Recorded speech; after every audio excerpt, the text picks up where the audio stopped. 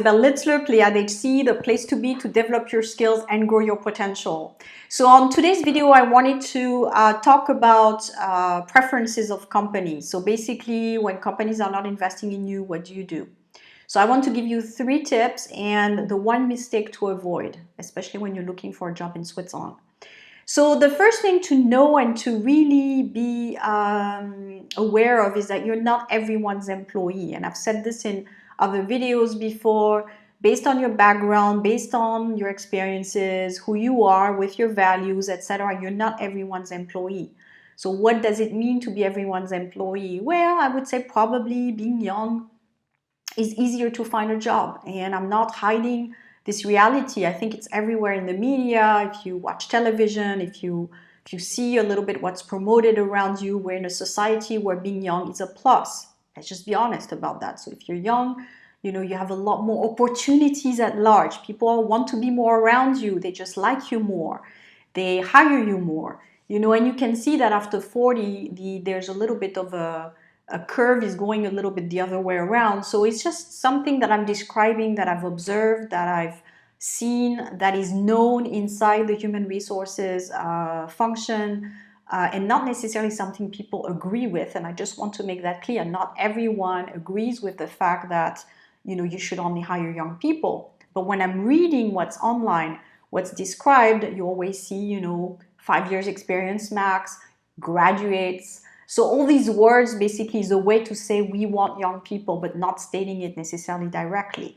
So, so you just have to be aware of that. So you're not everyone's employee. So that means you're going to have to change your job search strategy to a completely different way of looking for a job than looking at job boards, because that's where they're looking for young people mostly.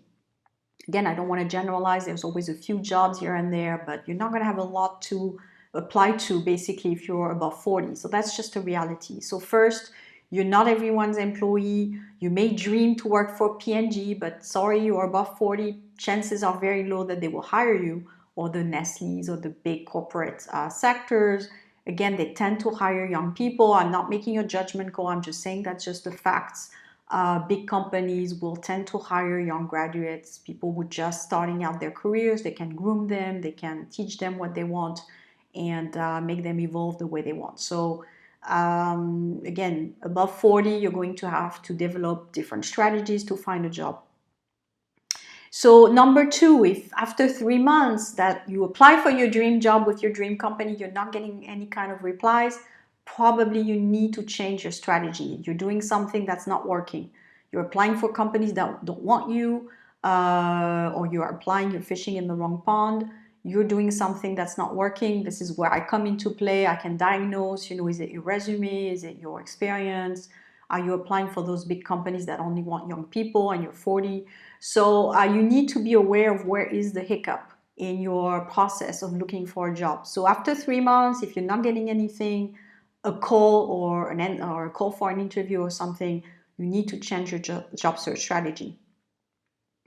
So, and number 3, insisting on a market could be good and bad, and I'll explain why. So depending on who you are that's watching this video, if you're below 40 basically, and you want to work for a company, you know that you have the experience, you know you fit the profile 100%, I would say keep hanging in there, because at some point you may get lucky. And I've had clients who got lucky at some point, you know, after trying very hard, and you know you fit. So it's just a question of being picked up by the recruiter. So I would say you can keep insisting. If you're above 40 or you're in an area where you know you don't fit, and I know people try to push their luck. That's why you have on JobUp, for example, some killer questions, it's called. So if the system asks you, do you have this many years of experience? Do you know this database? And you say, yeah, I'll just put yes, just to go through the channels. You're not being honest. So at some point it's going to fly back against you. You're not going to get through. So if you're this kind of a person who's pushing your luck, but you know you don't really fit, you know, don't keep doing it, because you're wasting the recruiter's time, you're wasting your time, you're not getting ahead. So it's not a good strategy. So again, based on where you are, you know, pushing your luck may be good if you know your skills and you know your stuff and you know you fit. Pushing your skills when you know you're not fitting is a little bit of a error in my view.